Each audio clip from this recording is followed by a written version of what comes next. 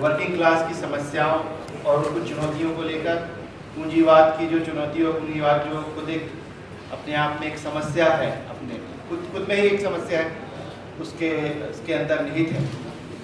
और जबकि जब हम फील्ड में देखते हैं और आज जो सत्ता काबिज है, हमको विरोधाभास देखने में मिलता है। जो हम बात अपने पक्ष में रखते हैं वही बात हमको उसके विरोध में सामने हमारे आती है और हमको उसका सामना करना पड़ता है। तो ये विरोधाभास स्पष्ट है और बहुत बड़े पैमाने पर है, तो ये इसको एड्रेस करने की जरूरत है।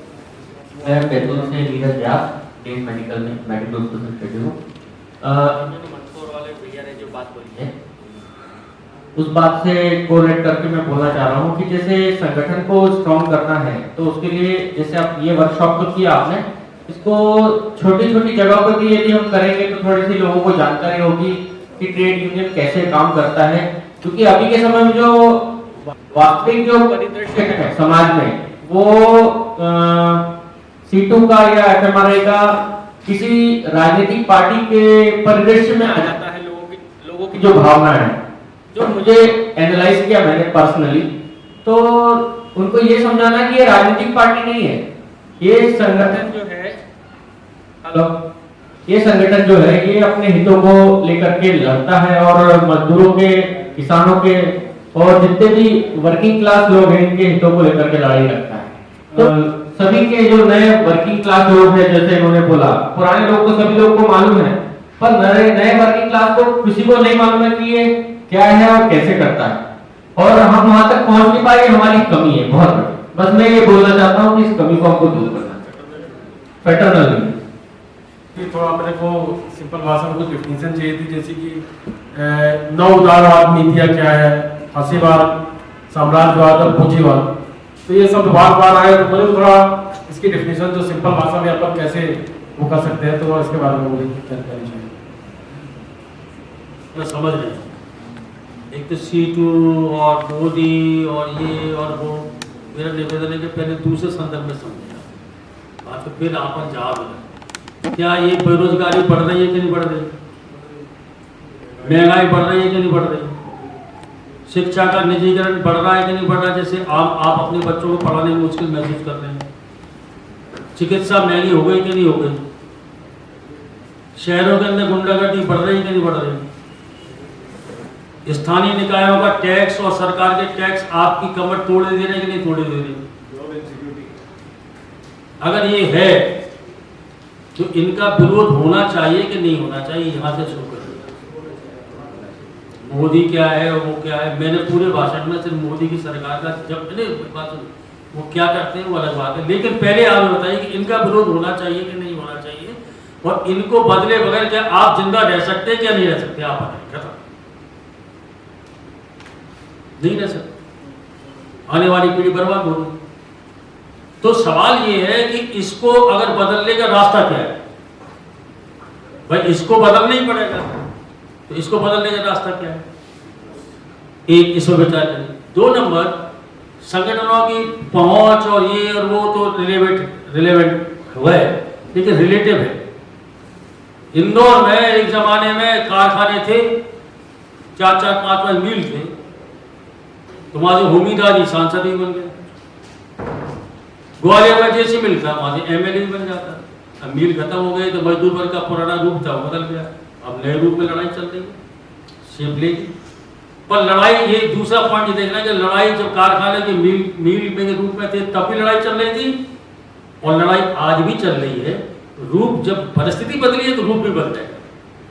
एक मॉडल अपन पुराना पकड़ के चले तो वो मॉडल नहीं हो सकता, नए रूप। और हम और आप कोई नहीं है कि जो मास्टर नहीं है, हम और आप नियंता नहीं है, जनता अपने आप नए रूप निकालती है और नए रूप निकालती है। जब कोविड के बाद दौरान ये जो परिस्थिति बनी, कोविड के दौरान ही हिंदुस्तान में इतना बड़ा किसान आंदोलन हुआ या नहीं हुआ, ये बताइए। क्या उससे पहले आपको लगता था, हमको लगता था कि इतना बड़ा किसान आंदोलन हुआ है? नहीं लगता था। हुआ कि नहीं हुआ? हुआ, ये भी सच्चाई है। ये अगर ये सच्चाई है कि किसान एकजुट नहीं है पूरी तरीके से, तो ये भी सच्चाई है जितना बड़ा किसान आंदोलन हुआ। तो हम आधा गिलास, एक गिलास में आधे में पानी है, तो हम क्या देखें, आधा गिलास खाली है या आधा गिलास भरा है? तो अपनी सोच की अगर एक गिलास में आधा गिलास पानी भरा है पानी, तो देखने के जो नजरिया है, तो क्या ये देखें हम कि आधा गिलास खाली है या ये देखें कि आधा गिलास भरा है? तो मुझे लगता है आधा गिलास भरे वाला कंसेप्ट ज्यादा ठीक है। जहां तक ये सवाल है कि मोदी चोर है, ये चोर है, वो चोर है, देखो ये सब स्थानीय स्तर के आंदोलनों में उस तरह के, आप मुझे बताओ आज की तारीख में श्रम संहिताएं आई हैं और मध्य प्रदेश में मेडिकल सेल्स रिप्रेजेंट वो सेल्स प्रमोशन एम्प्लॉइज को वर्कर नहीं माना जा रहा, जिसके आधार पर आपके बहुत सारे मुकदमे निरस्त हो रहे हैं। क्या ये सच्चाई नहीं है? इसके खिलाफ लड़ा जाना चाहिए कि नहीं लड़ा चाहते हैं? अगर शिवराज सिंह की सरकार अगर मध्य प्रदेश में है तो उसको क्या जय जय शिवराज, जय जय शिवराज, बहुत अच्छा किया आपने कि आपको 2S में नहीं लाया, बहुत बढ़िया, महाराज महाराज ये करे या मुर्दाबाद बोले? मोदी जी अगर श्रम संहिताएं ले आए और मोनेटाइजेशन पाइपलाइन में पूरे देश को बेच रहे हैं, जहां से बड़े पैमाने पर रोजगार जा रहा है, देश के अंदर मान लीजिए दंगे हो रहे हैं, फसाद हो रहे हैं ब्रजभूषण सिंह के खिलाफ, अरे ये तो देखो ना हिंदुस्तान का प्राइड बैठा है जंतर मंतर, हिंदुस्तान का प्राइड बैठा है जंतर मंतर पर, पद्म विभूषण बैठे हैं, मेडलिस्ट बैठी है लड़कियां, और वो अभी कम उम्र की हैं, अगर उनको मौका मिलता तो और पता नहीं कितने मॉडल जीते। और अगर ब्रजभूषण को गिरफ्तार नहीं कर रहे तो इसके लिए मोदी का मुर्दाबाद बोलना चाहिए कि नहीं बोलना चाहिए? तो सवाल ये है कि ये जो परिस्थिति है, अगर मान लीजिए आपने सिर्फ नहीं वो कोई काम अच्छा कर रहा है उसके बाद ही आलोचना करें, वो एक नकारात्मक बात है, पर कोई गलत कर रहा है उसका गलत का विरोध करना है तो एक सही बात है। और आखिरी बात, CITU या MPMSRU ट्रेड यूनियन है, ये पॉलिटिकल पार्टी नहीं है। आप लोगों को अब नीतियों के बारे में अवेयर करते हैं और आप उनसे कहते हैं अब आप नीतियों के आधार पर फैसला कीजिए। FMRI को महसूस हुआ कि ये दिल्ली की केंद्र सरकार खतरनाक है और उन्होंने अपनी वर्किंग कमेटी में जनरल काउंसिल में चर्चा करके प्रस्ताव पारित किया। वो आपकी एपेक्स बॉडी है, वहां भी आपके पूरे हिंदुस्तान के नेता लोग बैठे, उन्होंने अपना पूरा दिमाग लगाया, उन्होंने कहा नहीं ये सरकार खतरनाक है। अब आपके पास रिपोर्टिंग के लिए आया हो तो एक सदस्य के रूप में आपका अधिकार है कि आप लिख के दीजिए अपनी कमेटी को, कॉमरेड ये जो आपने लाइन ली है ये लाइन गलत है, आप कृपया इसे पुनर्विचार कीजिए। तो नेता आपको बात करके समझा देंगे कि यार गलत, और उसके आधार पर डिस्कशन हमेशा ओपन है, ठीक है। लेकिन अगर संगठन में आपने फैसला लेने की पद्धति बनाई है कि बहुमत और अल्पमत, कई दो मत आ गए और बहुमत ने अगर तय कर दिया तो अल्पमत ये नहीं कह सकता मेरी राय तो नहीं, मैं तो नहीं मानूंगा इसको, ये तो नहीं है। एक बार निर्णय हो गया तो अंदर अपन बहस करेंगे, लेकिन निर्णय हो गया तो लागू करेंगे। तो इसी साथियों ये जो बात है, और आखिरी एक आप है ना, थोड़ा सा मेरा आग्रह है कि आप थोड़ा सा इतिहास को पढ़ लीजिए, और मेरा विशेष आग्रह आपसे 1910 से लेकर 1940 तक का इतिहास को जरा पढ़िए। 1912, 13, 15 के आसपास जो उथल पुथल थोड़ी हो रही थी, आजादी के आंदोलन के लोग इकट्ठा होते, बैरिस्टर हॉल में बैठ के मीटिंग हॉल में बहस करते थे और पिटीशन बनाते थे महारानी की, कोई नहीं आता था उनके आंदोलन, और निकलते थे 10-20 कार्यकर्ता तो उनमें कोड़े पड़ते थे, उठा के बंद कर दिया जाता था। 1918, 1920 में एक आंदोलन हुआ, सविनय अवज्ञा आंदोलन, सिविल डिसोबीडियंस मूवमेंट। उस आंदोलन में पूरे उस समय के हिंदुस्तान, ना मास मीडिया था, ना कम्युनिकेशन था, ना ट्रांसपोर्ट था, इतना कुछ नहीं था, और उस समय हिंदुस्तान की आबादी 35-36 करोड़ थी बस।